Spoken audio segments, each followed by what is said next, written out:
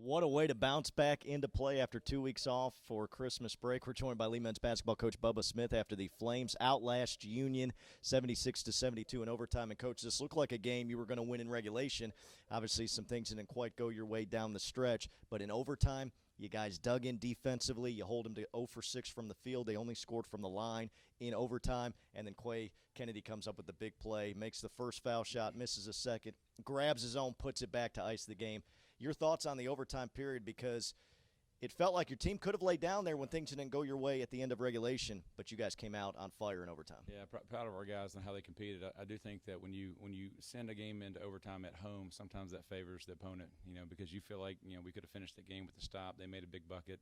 Ryan had a good opportunity there. We put the ball in his hands a lot tonight, and that's the guy that we wanted to make a play for us. But I thought coming out of overtime into overtime, and again, for them not to be able to get a field goal, from the field was huge, because we affected a lot of shots and made a couple adjustments defensively. But it's a great basketball game today. Proud of how our guys competed and found a way, but there's still a lot of areas I know that we can get better in.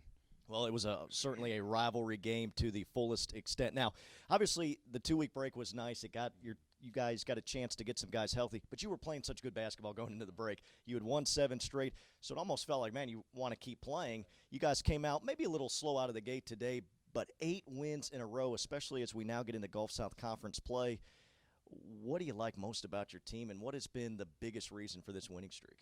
Well, I do think that Parker, our seniors, are doing a good job of leading by example, and I think that there's just a level of competition. These guys like to compete, and so when we give them challenges and practices, they respond.